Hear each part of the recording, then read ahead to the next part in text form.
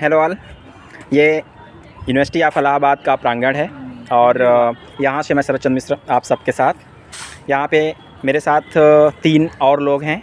आप mister Sachchidanand Tripathi, just a minute.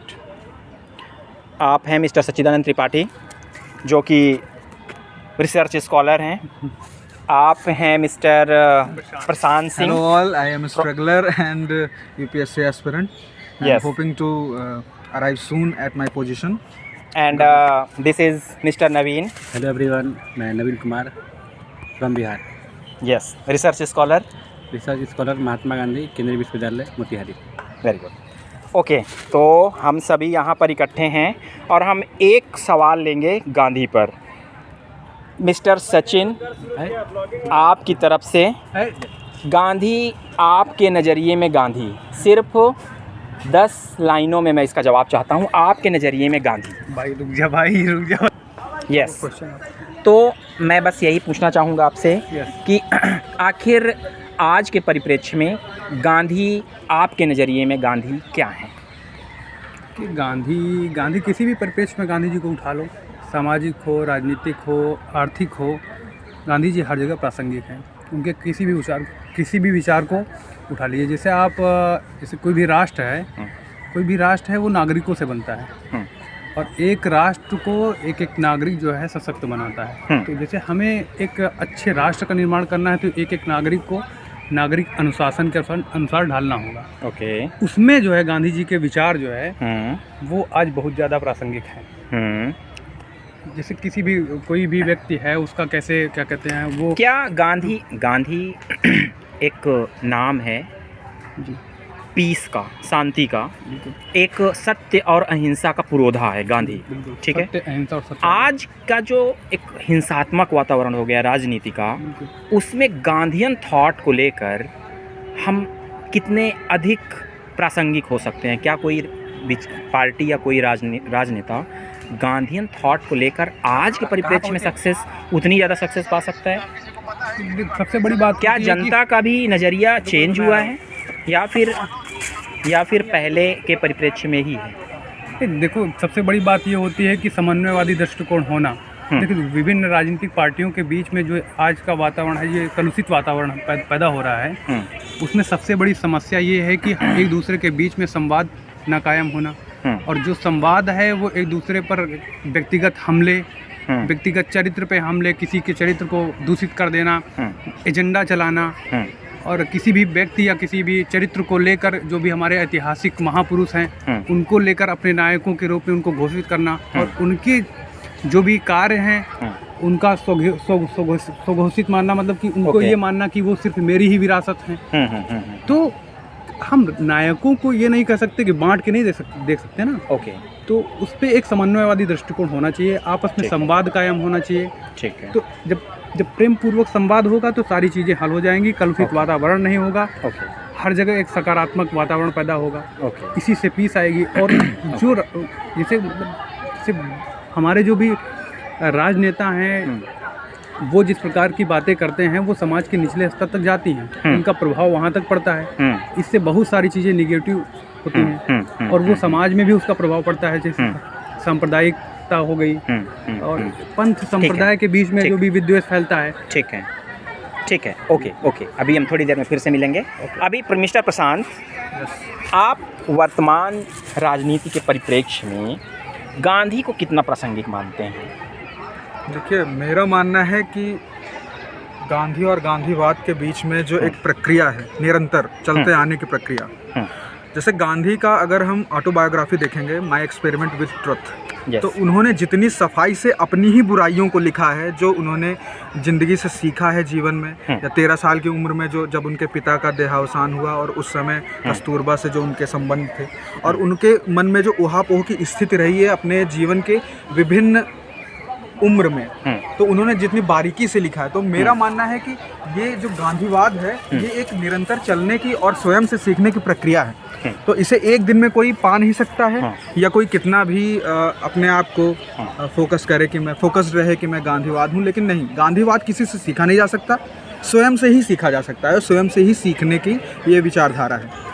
तो यदि कोई स्वयं आज के समय में गांधी का नाम लेकर ठीक उसकी उल्टी प्रवृत्ति देखने को नहीं मिल रही है।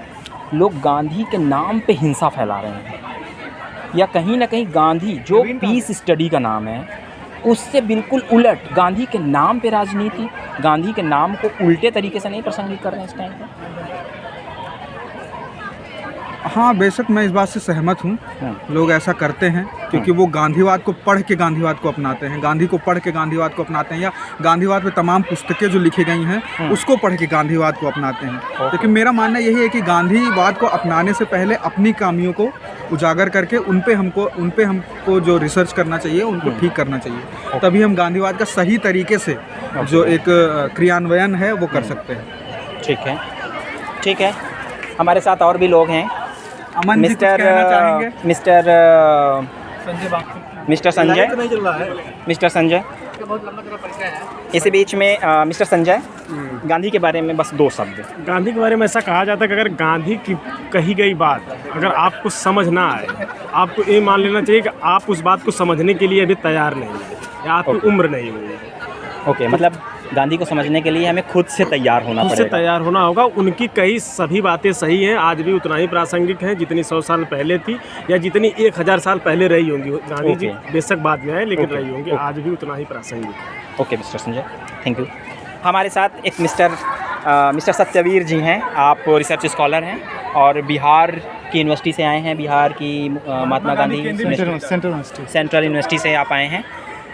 वर्तमान परिप्रेक्ष्य में गांधी कितने प्रासंगिक हैं? गांधी तो हमेशा ही प्रासंगिक हैं, लेकिन सबसे ज़्यादा उनकी इम्पोर्टेंस यह है कि जो उन्होंने ट्रस्टीशिप का सिद्धांत दिया था, यदि समाज को अनुप्रयोग लाना है यहाँ पर, यदि समाज को सही से सैद्धांतिक रूप में अनुप्रयोग लाना है तो उनका जो ट्रस्टीशिप का सिद्धांत है वो कहीं ना कहीं सुचारू रूप से अनुप्रयोग लाना है। ये ट्रस्टीशिप का सिद्धांत थोड़ा समझाएंगे क्या? ट्रस्टीशिप सिद्धांत है यहाँ पर कि जो भी समाज के बड़े लोग हैं यहाँ पर, आज ऐसा डाटा भी कहती है यहाँ पर, सेंसस भी कहता है यहाँ पर कि 1% लोगों के पास लगभग 91% संपत्ति है। तो कहीं ना कहीं अगर वो जो संपत्ति है, यदि संपत्ति का केंद्रीकरण, हाँ, जो संपत्ति का केंद्रीकरण है, कहीं ना कहीं उसको अन्य रूपों में, चाहे आर्थिक रूप में हो चाहे सामाजिक रूप से, जो भी तबके हुए हैं, अगर उनको सही रूप से सुचारू रूप से पहुंचाया जाए तो समाज कहीं ना कहीं इसे विकेंद्रित करके निचले स्तर तक इसको वितरित किया जाए सुचारू रूप से। जैसे गांधी कहते हैं कि अंत्योदय, अंतिम का उदय जिस दिन वही है गांधी की। Okay, thank you mister Satyaveer ji. अब हमारे साथ mister birthday boy mister Naveen Kumar हैं, जो कि रिसर्च स्कॉलर हैं और अपना परिचय भी देंगे और वो गांधी के बारे में एक समझ जरूर हम सबको देंगे। Mister Naveen Kumar. Hello friend, मैं नवीन कुमार, महात्मा गांधी केंद्रीय विश्वविद्यालय से PhD स्कॉलर। जब हम विकास की बात करते हैं तो गांधी जी हमें विकास के लिए एक ऐसा रास्ता चुनने के लिए कहते हैं जिसमें समाज का सामाजिक और आर्थिक विकास तो हो पर उससे पर्यावरण को किसी तरह का नुकसान ना हो। गांधी जी इसलिए सर्वोदय समाज की स्थापना की बात करते हैं जिससे समाज का सर्वांगीण विकास हो और उसमें हर तबके को, हर वर्ग को शामिल किया जा सके। और उनका ये जो सिद्धांत है कहीं ना कहीं वसुधैव कुटुंबकम भारतीय संस्कृति से जुड़ा हुआ है। और गांधी का एक स्टेटमेंट भी है कि ये धरती, ये भूमि, ये पानी, ये जल हमारी कोई विरासत नहीं है, धरोहर नहीं, बल्कि ये हमारे बच्चों से मिला हुआ ऋण है। इसलिए हमें संसाधन उसी प्रकार उन्हें सौंपने हैं जैसे वे हमें मिले थे। ठीक है। और एक पर्यावरण को लेकर उनका जो स्टेटमेंट है कि प्रकृति के पास हम हर इंसान की जो ज़रूरत, जितना ज़रूरत है उतना उपलब्ध है, अवेलेबल है, लेकिन किसी एक व्यक्ति के लिए भी लालच के लिए नहीं। और गांधी इसलिए इस संदर्भ में कह सकते हैं कि प्रयोगवादी वैज्ञानिक भी थे। इसलिए वो संयम की बात पर बल देते हुए कहते हैं कि हमें प्रकृति से उतना ही लेना चाहिए जितना हम उसे लौटा।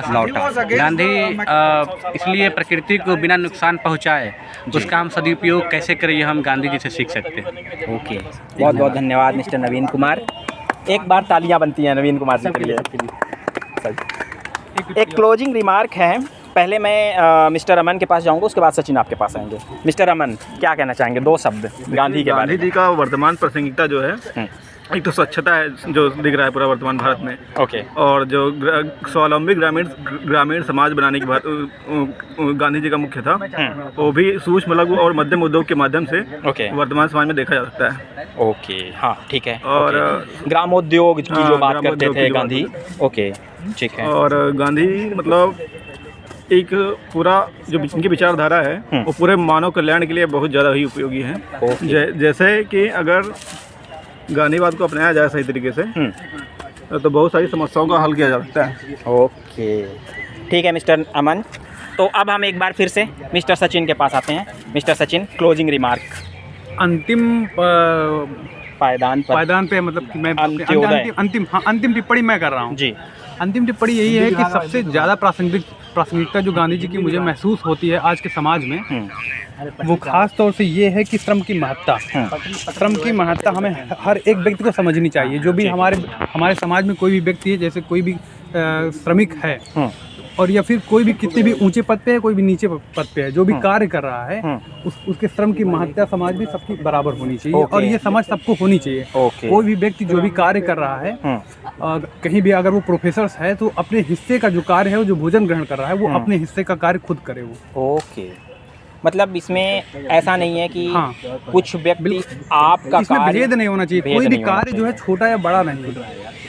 जैसे गांधी जी ने खुद हरमन कॉलन बैग से चप्पल बनाना सीखा था। चप्पल बनाना उन्होंने क्या कहते हैं, वो एक जनरल स्मिथ थे, उनके लिए उन्होंने खुद चप्पल बना के दिया था दक्षिण अफ्रीका में। अंतिम में दक्षिण अफ्रीका में जनरल स्मिथ ने गांधी जी पर टिप्पणी की थी अंतिम समय में, क्योंकि दक्षिण अफ्रीका के दौरान उन्होंने गांधी जी के साथ बहुत बुरा व्यवहार किया था। ओके। तो अंतिम में जब गांधी जी यहाँ आ गए, क्या कहते हैं, भारत आ गए, तो उन्होंने कहा कि वो हमारे बीच से आज नहीं है, लेकिन हमारा दुर्भाग्य है कि हमने उनके साथ ऐसा गलत व्यवहार किया। वो एक महान आत्मा है। Okay, thank you mister Sachin. अब हमारे बीच में एक और शख्सियत मौजूद है यहाँ पर, मिस्टर सुशील, जो कि शोध छात्र। विद्यालय मध्यकालीन और आधुनिक इतिहास। आप त्वरित टिप्पणी है कि आखिर गांधी, आज के समय में गांधी कितने प्रासंगिक हैं? गांधी कितने प्रासंगिक हैं? यस, ये प्रश्न हम लोग समाज पे छोड़ देते हैं और हम लोग चलते हैं बाहर चाय पीते हैं। पहले ठीक है, मार किए, तो पिस्टल चलाना चालू किए। आप यहाँ से इस डिस्कशन को यहाँ पे समाप्त करते हैं और अब हम लोग बर्थडे सेलिब्रेशन के लिए जाएंगे। Thank you so much. नहीं पहले नो